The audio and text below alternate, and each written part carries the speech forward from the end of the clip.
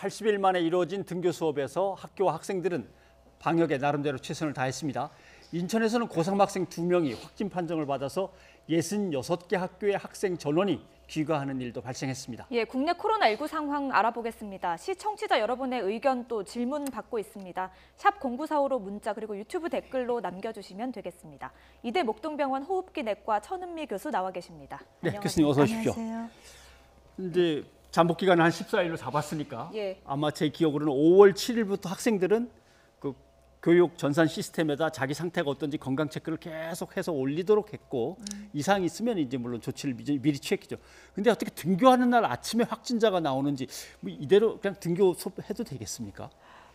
고3 이제 입시 때문에 예. 많은 그런 상담과 토론이 있었지만 결국 등교를 하게 되었습니다. 예. 그런데 오늘 벌써 확진자 2명이 나오고 지방에서도 유증상자가 많이 나왔지요. 네.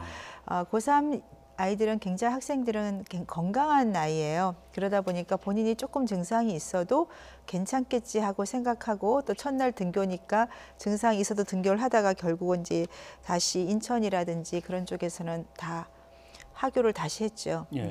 근데 만일에 내일 이후로 확진자가 더 많이 는다면은 다시 온라인 수업을 할 수밖에 없을 것 같습니다. 내일 시험도 온라인으로 지금 한다고 아마 나왔던 것 같아요. 예. 그래서 사실 수업을 보셨겠지만 하루 종일 하는 거는 매우 힘들어요. 마스크를 쓰고. 그래서 우선은 오전 단축 수업을 좀 하고요. 지금 아마 사례들을 쭉 보시면 알겠지만 예.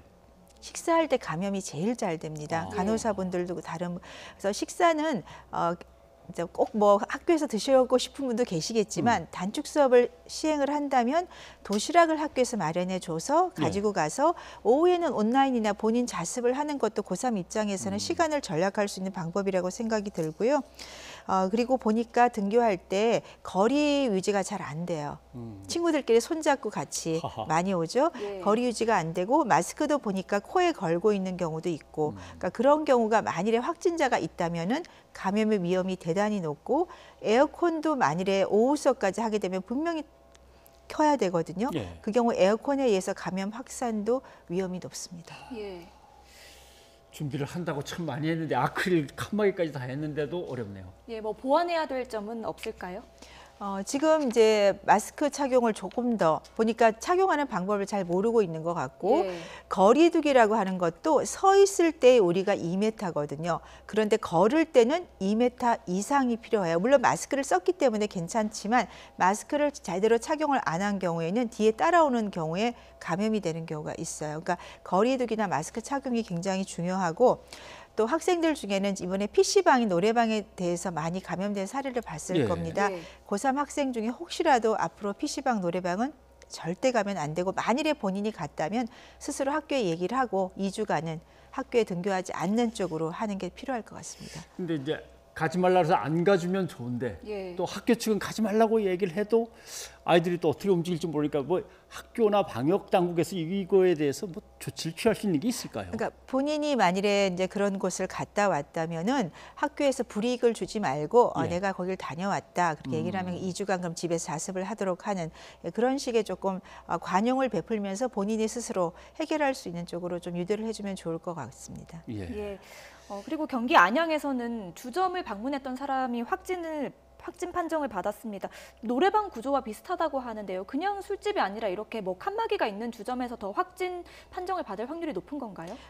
공간이 작은 방에 여러 명이 들어가서 술잔을 주고받고 음식을 같이 나눠 먹고 대화를 하기 때문에 밀폐된 공간에 공기가 빠져나갈 공간이 없거든요. 대단히 감염의 위험이 높죠. 비말 감염뿐 아니라 접촉에 의한 감염도 높다고 생각합니다. 네. 이태원 클럽발 이제 집단 감염이 다시 노래방, 뭐 PC방 이렇게 이제 해서 연결되면서 이제 번져 나가는 건데 현재 그럼 아까 박원순 서울시장 얘기처럼 조용한 감염자들이 아직 지역 사회에 계속 번져가고 있다고 이렇게 봐야 되나요? 네, 지금 예를 들어 인천 강사 분에 의해서 감염이 지금 N차 감염이 계속되고 있죠. 예. 그분은 제대로 처음에 얘기를 안 했기 때문에 시간이 지나면서 N차 감염이 진행이 된 거고. N차라는 건 3차인지 4차인지 5차인지 그렇죠. 계속 감염이 될 수 있는 거고 그 N차 감염 숫자는 많지 않겠지만 지역적으로 여러 군데가 퍼져나갈 수가 있고 그러한 N차 감염이 인천 강사뿐 아니라 우리가 모르는 과정에도 지금 진행을 하고 있는 거죠. 그래서 수술방 간호사라든지 지금 학생들 감염 같은 것이 지속이 된다고 생각합니다. 예. 그리고 그 삼성 서울병원 이야기도 좀 해보겠습니다. 네. 그 간호사 4명이 확진 판정을 받았는데요. 감염 경로가 아직 정확하게는 파악이 안 된 것 같습니다. 교수님께서는 어떤 가능성 보고 계십니까? 네, 우선은 처음 확진을 받은 분이 다른 3분하고 같이 확진이 되셨는데 예. 지금 정확히 나오진 않았지만 그중에 한 분이 약간 목이 좀 칼칼했다 오래 전부터. 그리고 그분이 지금 서산에 계셨던 그 간호사분하고 같은 분인지는 모르겠어요. 그러니까 수술방 자체는 구조적으로 환자한테서 감염되긴 어렵습니다. 왜냐하면 요사이 코로나19 때문에 수술 전에 대부분 대학병원은 코로나19 검사를 하고 수술을 진행을 하기 때문에 가능성이 많이 떨어지고 그리고 환자가 코로나19에 걸렸었다면 증상이 매우 심하죠. 그러니까 안일 가능이 매우 높고 또 간호사들은 마스크를 쓰고 직장에서 일을 하기 때문에 환자로부터의 감염 가능성은 저는 매우 낮다고 생각합니다. 그렇다면 이 간호사 중에 한 분이 외부에서 감염이 돼서 들어왔고 그분들이 같이 탈의실이나 어떤 휴게실에서 같이 음식물이나 대화를 공유하면서 감염될 확률이 높다고 생각합니다. 네. 간호사의 그 증상 얘기를 잠깐 해주셨는데요. 한 시청취자분이 질문 주셨습니다. 9967님이요. 주변에 확진자도 없고 최근 날씨로 인해서 목이 아픈 것 같은데요. 이런 경우에 바로 검사를 해야 하나요? 하셨습니다. 건강하신 젊은 분이시라면은 마스크를 잘 착용하시고 일상생활에서 조금 주의를 해주시고요. 우리가 대부분 감기는 목이 칼칼하면서 그냥 대부분 감기로 좋아지시거든요. 그런데 감기 증상이 3, 4일이 지나도 좋아지지 않는다면은 본인을 위해서도 중요하지만 주변 분을 위해서 한번 검사를 받아보는 건 좋지만 만약 증상이 그대로 없어진다면 철저하게 개인 위생을 해주시는 것으로 괜찮을 것 같습니다. 그 3, 4일도 가능한 한 거리두기나 이런 거는 실천해야겠군요. 그렇죠. 예, 그리고 마스크 착용은 대중시설 이용할 때 꼭 착용해 주시기 바랍니다. 네.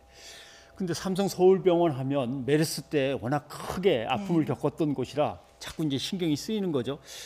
뭐 거의 1000여 명에 대한 검사가 이루어지고 있다고 얘기하는데 병원에서의 집단 감염 피하려면 이제 어떤 조치들이 더 있어야 될 것 같습니까? 우선은 다행히 그 국소적으로 수술방 간호사 중심으로 나왔고 아직까지 더 확진자가 없습니다. 그렇지만 수술방 간호사들의 그 2주간 역추적을 그 주변 2주 전부터 감염의 그런 잠복기를 고려해서 전수조사가 필요할 것 같고요. 또 병원에 그 같이 접촉한 환자들이나 의료진에 대해서는 검사를 최대한 빨리 하는 것이 가장 좋은 방법이라고 생각합니다. 근데 다행히 병원 내에서는 수술방 이외에는 간호사들이 대부분 마스크를 쓰고 활동을 하셨을 거기 때문에 메르스 때와 같은 그런 일은 없을 거라고 생각합니다. 네, 메르스 이야기가 잠시 나왔는데요. 메르스 때 그 삼성 서울병원이 큰 타격을 받았습니다. 그럼에도 불구하고 계속해서 이런 감염이 발생하는 이유는 뭐라고 보십니까? 메르스 때는 우리가 잘 모르는 상태에서 응급실에 그 슈퍼 전파자로 인해서 감염이 됐던 그런 사례가 있었지만 이번은 우리 코로나19에 대해서 어느 정도 지금 파악이 된 상태였지만 이 지역사회 감염 특히 무증상자에 의한 전파라는 것이 코로나19의 가장 큰 문제잖아요. 그래서 이 간호사분도 본인도 모르게 감염이 된 거기 때문에 이런 점까지 우리가 뭐 그 간호사의 어떤 방역의 문제라고 생각지는 않습니다. 이 지역사회 감염에 대해서는 우리가 개인적인 방역을 철저히 하는 것만이 지금은 가장 좋은 방법이라고 생각합니다.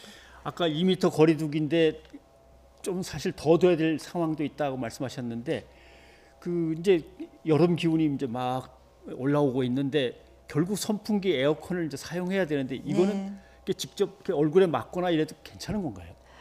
우리가 뭐 감염자가 없다면은 상관이 없겠죠. 그런데 에어컨 바람이라든지 그런 것을 이렇게 최근 나온 연구들을 보면요, 같은 이 통로나 같은 공간에 있는 열에 있는 경우는 그 에어컨 바람이나 그 히터 같은 바람이 순환을 하면서 그쪽에 있는 분들은 감염을 시킬 수가 있어요. 그러니까 비말이 원래는 무거운 건 대부분 땅에 떨어지고 아주 작은 비말만 뭐 8분 정도 아주 심각한 게 4시간 정도 떠 있을 수 있습니다. 그래서 8분에서 한 14분 정도 떠 있는 동안에 그 주변에 있는 분 들이마실 수가 있죠. 그래서 감염이 될 수가 있기 때문에 에어컨을 우리가 사용할 때는 조금 문을 열어놓는다든지 주기적으로 환기를 하는 것이 중요하다고 생각하고요. 제일 문제가 식당이죠. 그래서 식사가 식사할 때는 마스크를 벗을 수밖에 없기 때문에 그 문제가 가장 크고요. 또 하나는 아까 이제 거리 얘기를 하셨는데 우리가 이제 운동을 할 때라든지 그다음에 사람이 좀 떨어진 곳에서 걸을 때는 마스크를 벗고도 많이 하시는데 이게 최근 연구를 보니까 서 있을 때는 2m가 괜찮아요. 그런데 걷기만 해도 이 뒤로 그 바이러스가 떨어지는 시간이 훨씬 플로에서 넓어지는 거죠. 운동 방향과 속도에 따라서 그렇죠. 달라지는 그래서 거겠군요. 걷기만 해도 4m 이상, 만일에 뛰면 10m, 자전거를 심하게 타면 20m라는 그런 연구가 나왔어요. 그래서 우리가 어떻게 운동을 하실 때나 그럴 땐 최대한 아침이나 저녁에 사람이 없을 때 해주시는 것이 좋을 것 같습니다. 예.